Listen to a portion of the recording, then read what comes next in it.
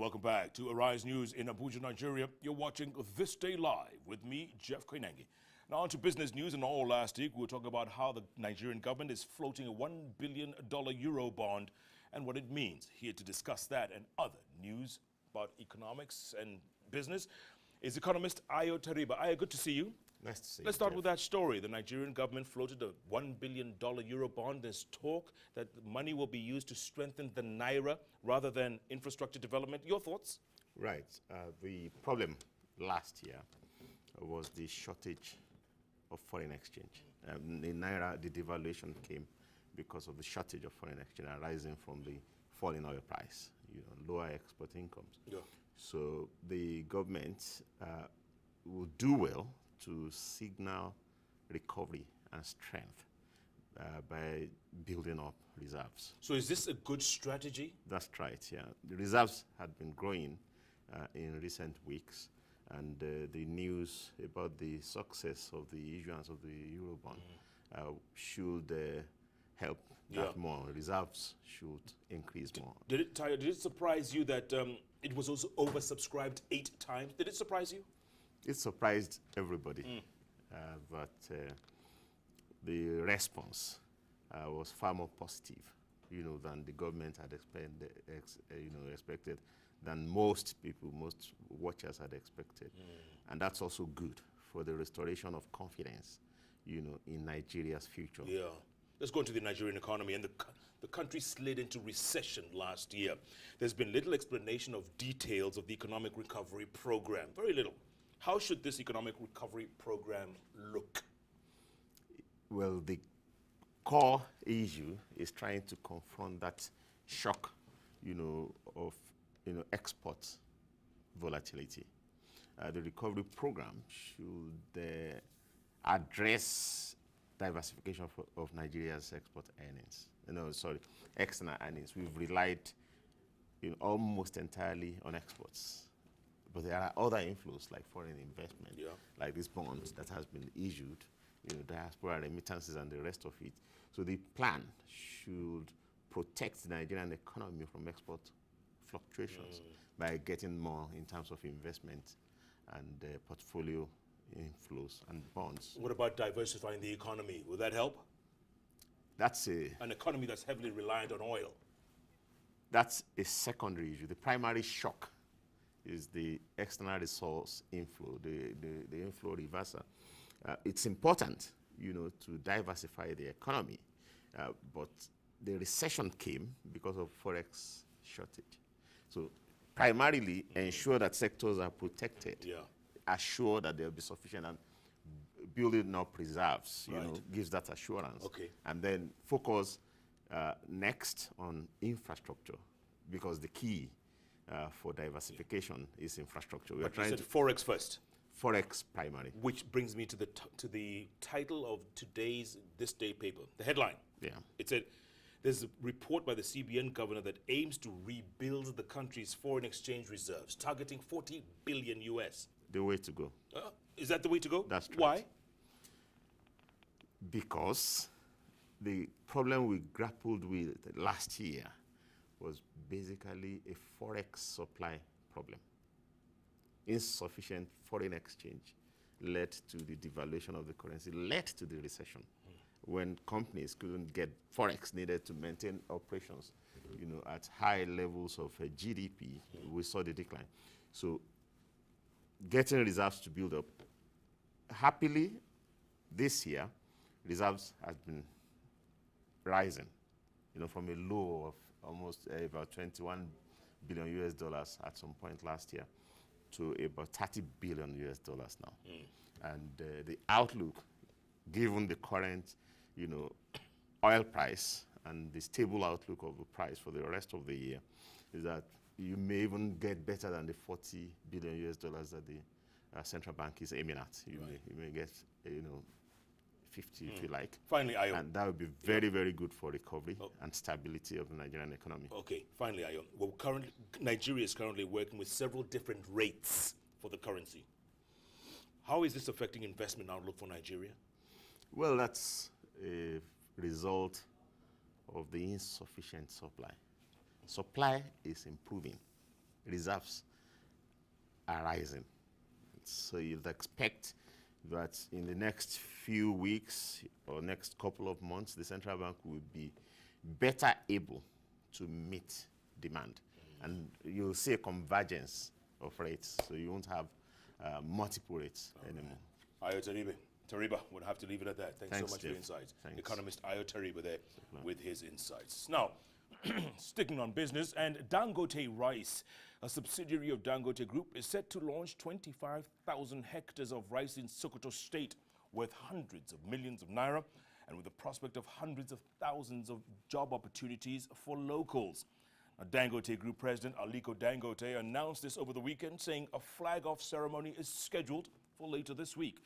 Dangote Rice, when operational, will generate a significant number of jobs and increase take-home income for smallholder farmers, all the while diversifying Nigeria's economy and reducing the nation's food import bill.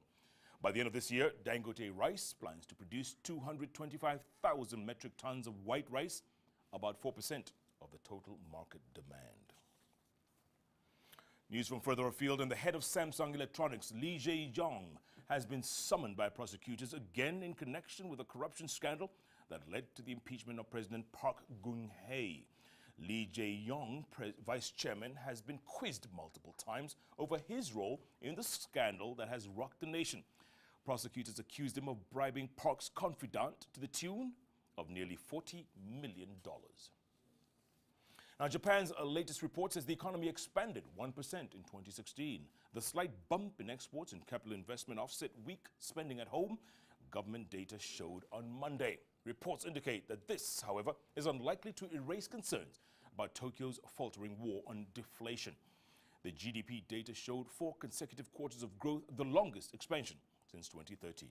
The annual figure was lower than the 1.2% growth registered in 2015. Government spending measures and a drop in the yen were key growth drivers, even as Japanese consumers kept a tight lid on spending. Japan's once booming economy has suffered from years of deflation, which discourages spending by consumers.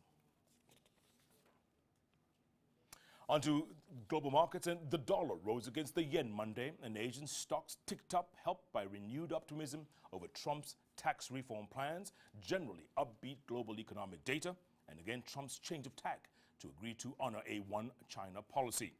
The global economy seems fairly sound now compared to last year, as China is supporting its economy through fiscal measures. The downside risk in the U.S. economy is small due to Trump's policies. The dollar rose as much as 0.9% against the yen to 114.17 yen, extending its rebound from 101.59 yen last Tuesday, which was its lowest level in 10 weeks. Now, independent marketers of petroleum products and depot owners here in Nigeria have revealed that the landing cost of imported petrol is now 145 naira per litre and above. The marketers stated that importing petrol at the foreign exchange rate provided by international oil companies at 305 naira per dollar is responsible for the increase. They also explained that it is no longer possible for depots to sell petrol at the federal government's approved rate of between 123 naira and 133 naira per litre. Pump price of petrol is more often above the government approved rate across many petrol stations in the country. Now, time for a quick short break. Stay with us. The latest sports headlines coming up. Here's a gentle reminder. You are watching This Day live in Abuja, Nigeria. We're back in a moment.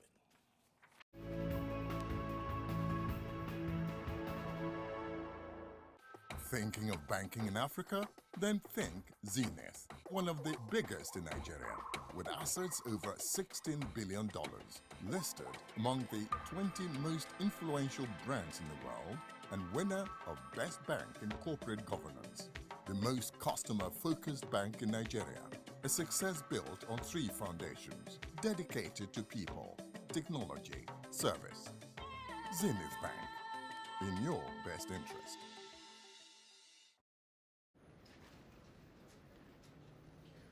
There is a place the whole world is talking about.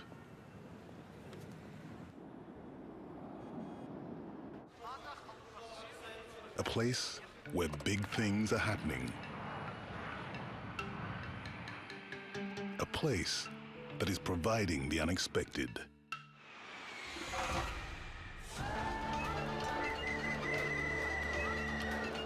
A place that is optimistic and vibrant. Welcome, sir. Thank you. Hello, nice to meet you. A place where the old traditions live happily alongside the new. Are you well? Welcome. This process here is state of the art. And just A place that is achieving the impossible. that's what we can do. First time in Africa, sir? Yes, it is. But it certainly won't be my last.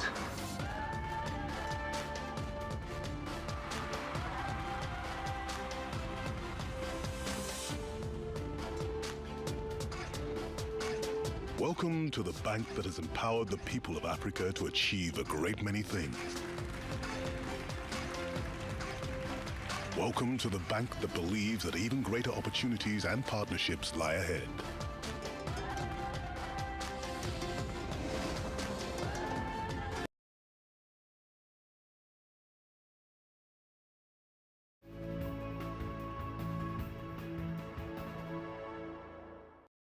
And welcome back to Arise News Now. You're watching This Day live in Nigeria's capital, Abuja. On to sports news now, and we start with yesterday's Premier League results, where Chelsea were held 1-1 by a resilient Burnley, and Swansea inflicted more pressure on Leicester, beating them 2-0. In the only game, Chelsea headed up to the snowy Burnley and bidding to extend their lead to the top at 12 points, but came up against strong opposition in a hard-fought contest. The Blues took the lead in the 7th minute through Pedro and looked set to go on and win the game comfortably. But Burnley refused to go down without a fight, equalizing through a sublime Robbie Brady free kick in the 24th minute. The Clarets had chances to take the lead with Matthew Lawton and Andre Gray, both missing gilt-edged chances as Chelsea looked devoid of ideas up front, failing to register a shot on target after their early goal. The result is a setback for Chelsea, and their lead could be cut to just 8 points if Manchester City beat Bournemouth later tonight. At the other